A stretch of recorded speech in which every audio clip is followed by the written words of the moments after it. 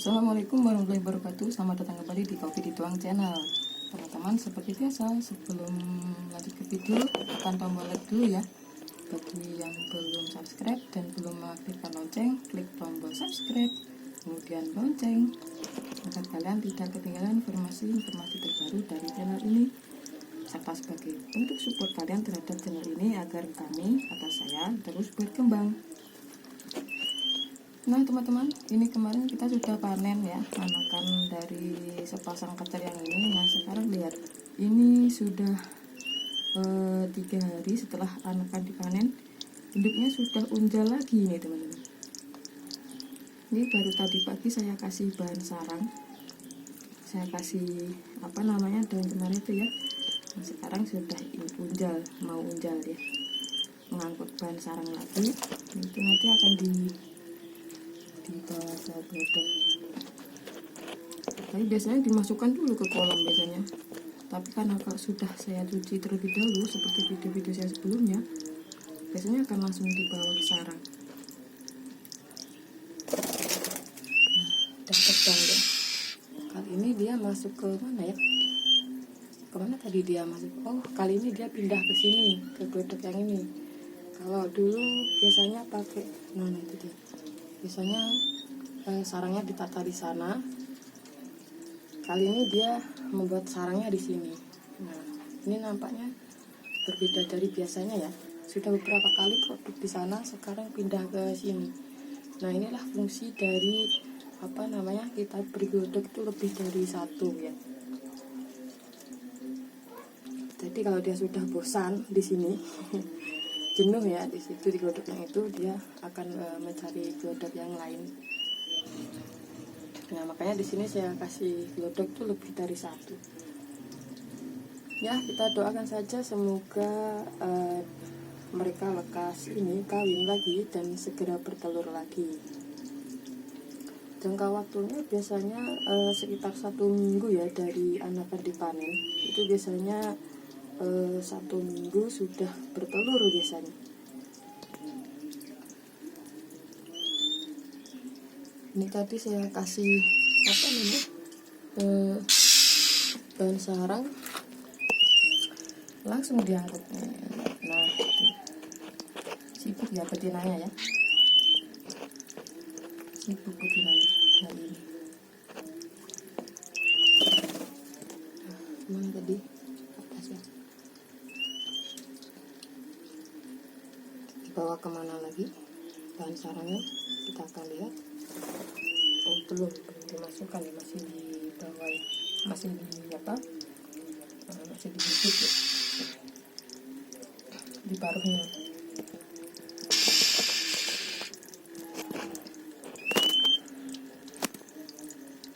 Kalau sudah unjal begini, apa yang harus diperhatikan ya? Tentu yang harus diperhatikan adalah pakan ya. Selain pakan juga ini dicegah dari obesitas. Kalau saya mencegah obesitasnya ya, kater harus bergerak, jadi dia tidak boleh banyak diem ya. Misalkan dari habis makan atau habis unjal terbang, jadi dia terbang mengepakkan sayapnya. Tidak hanya melompat-lompat, tapi dia terbang mengepakkan sayapnya. Itu kan membakar lemak yang nantinya mereka akan menjadi sehat-sehat kalau lemaknya terbakar. Makanya saya di kandang saya ini, saya tidak pernah memakai tangkringan terlalu banyak. Saya pakai tangkringan yang sedikit saja, karena kalau menurut saya tangkringan terlalu banyak, kater tidak mau banyak gerak, dia hanya lompat-lompat saja. Tapi kalau tangkringannya banyak ya, kalau tangkringannya sedikit ya dia akan terbang mengepakkan sayapnya begitu. Nah, itu nanti akan diangkut sampai habis ya, sampai habis. Biasanya sampai glodoknya hampir setara dengan ini, tingginya hampir setara dengan lubang glodok. Saya nanti akan kasih lagi, jika nanti saya lihat kok kurang, nanti akan ditambah lagi bahan sarangnya. Jadi bahan sarangnya juga tidak boleh kurang. Kalau kurang apa ya namanya, tidak empuk begitu ya, tidak bagus. Tapi kalau banyak nanti sarangnya bisa empuk, hangat gitu ya. Tapi sedang di dalam glodok menata sarang. Kita lihat dari sini saja ya teman-teman ya. Takutnya nanti mengganggu kalau saya dekati ke sana, pasti kabur nanti. Nah, itu keluar lagi. Udah, ini seharian akan seperti itu seharian nanti. Angkut sarang terus. Nah, ini kalau nanti bahan sarangnya kurang nanti akan kita tambah. Ini biasanya angkut jantan dan betina biasanya ya. Cuma ini kelihatannya kok lebih aktif betina ini waktu angkut sarangnya nih ya. Karena betina itu lebih pandai memilih ini ya kayaknya, bahan sarang yang pas untuk dia nanti. Itu nanti juga ditata bersama ya. Tidak hanya betinanya, tapi jantan juga punya peran di sini ya. Jantan juga punya peran dalam membentuk sarang. Terus itu begitu. Nanti satu hari ini akan terus keluar masuk sampai sarangnya jadi. Kalau sarangnya sudah jadi, baru mereka akan kawin ya. Setelah kawin biasanya betinanya akan bertelur sekitar 1 minggu ya. Untuk proses masih unjal, kalau masih unjal ini pakannya biasa saja, jadi jangkrik, ulet itu aja. Tapi nanti kalau sudah sarangnya sudah tertata, sarangnya sudah bagus, nah teman-teman bisa kasih tambahan kroto ya. Bisa tambah itu kroto, karena kroto juga sangat penting sekali dalam menentukan tingkat birahinya.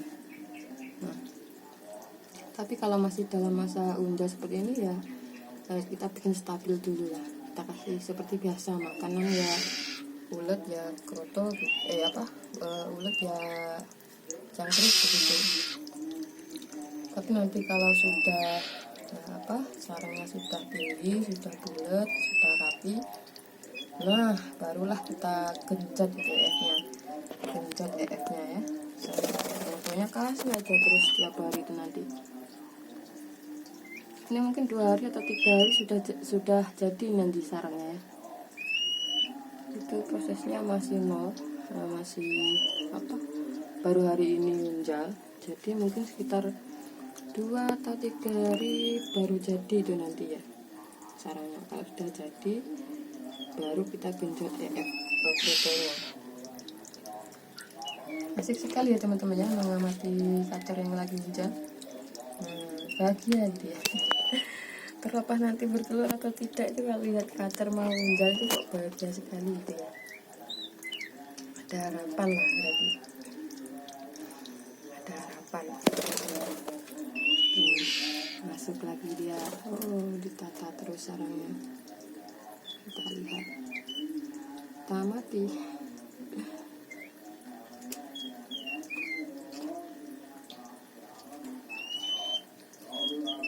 Istimewa ini betinanya ya.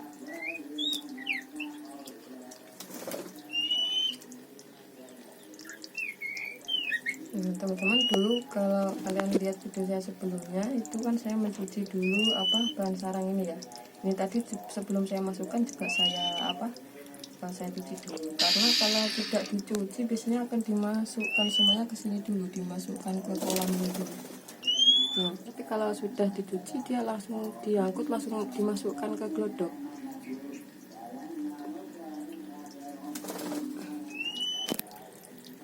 Biarkan dia memilih glodok mana yang paling dia rasa nyaman gitu ya. Nah, dia masuk lagi itu di dalam menata itu. Ditata bulat begitu. Halus, nyaman. Sibuk sekali ya dia. Lagi sibuk. Nah, itu dia. Seharian akan begitu terus seharian nanti ya. Kalau teman-teman lihat video saya sebelumnya kan saya cuci dulu ya. Itu saya cuci dulu itu ya bahan sarangnya itu sabun cemara itu ya. Atau daun cemara yang bisa dijual di toko-toko itu, yang biasa dijual di toko-toko itu dicuci dulu baru dimasukkan ke sini, dan dimasukkan ke dasar kandang. Kalau saya cuci dulu itu langsung diangkut, langsung dimasukkan glodok. Tapi kalau nggak saya cuci itu pasti dimasukkan dulu semuanya di kolam sini, dan akhirnya mengotori, kadang sampai masuk ke filternya sini, masuk ke filternya dan ke menjerat dinamonya dari filter ini sendiri, akhirnya jadi nggak keluar airnya atau jadi nggak muter, biasanya begitu.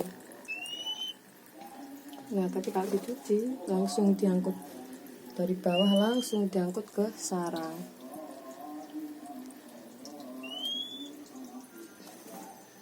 Kalau masa ngunjal dan masa meram, usahakan tidak ada gangguan di sekitar kandang ya teman-teman. Misalkan kita mau membangun ya kita pending dulu sampai ini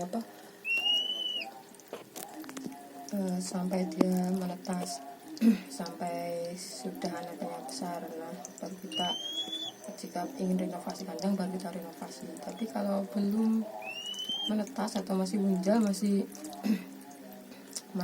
mengeram, akhirnya segala kemungkinan dari gangguan itu ditekan ya, gangguan-gangguan yang ada itu dicegah. Termasuk kita juga pada waktu seperti ini kan sudah terlihat unjal ya kan, berarti ada tanda-tanda mereka mau bertelur. Makanya jangan terlalu diganggu. Misalkan kita jangan terlalu sering masuk ke sekitar kandang, atau kita itu jangan terlalu sering berada di sekitar kandang. Kalau kita sering di sekitar kandang itu juga mengganggu mereka ya.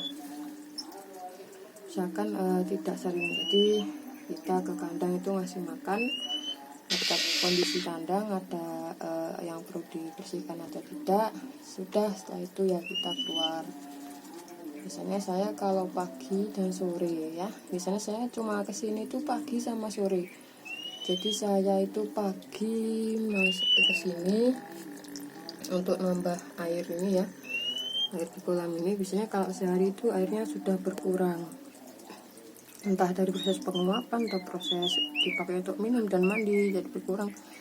Di situ saya setiap hari menambah. Lalu setelah kasih air, setelah ditambah air, biasanya saya memberi makan. Saya kasih makan, jadi seperti jangkrik, buat hongkong, ya kan, terus keruto. Nah itu saya kasih waktu pagi.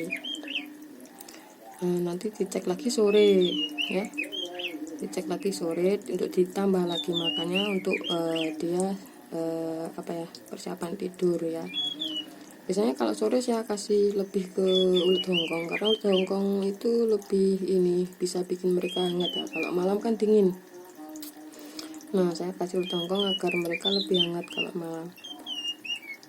Kalau pagi ya jangkrik sama fur harus tetap ada, karena buat jaga-jaga kalau EF-nya habis mereka masih bisa makan fur. Karena kalau hanya EF itu pasti langsung dimakan terus oleh EF itu ya, nggak nolak kalau EF langsung dimakan, langsung habis gitu ya. Ya jaga-jaga kalau kehabisan EF mereka tetap mau makan fur. Makanya di sini saya pakai EF tapi juga tetap pakai fur. Nah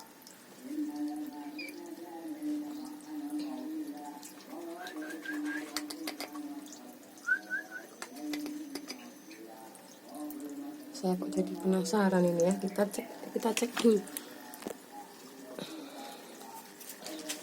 seperti apa. Keluar dia. Nah saya cek ya, keluar ya sudah. Udah nggak apa-apa.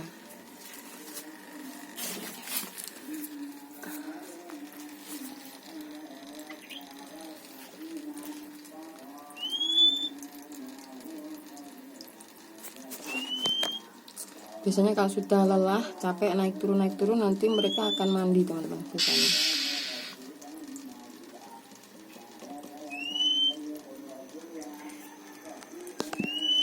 Nah, sekian ya video dari saya teman-teman. Semoga bermanfaat. Jangan lupa untuk klik tombol like dan juga subscribe serta lonceng bagi yang belum. Ya, semoga bermanfaat.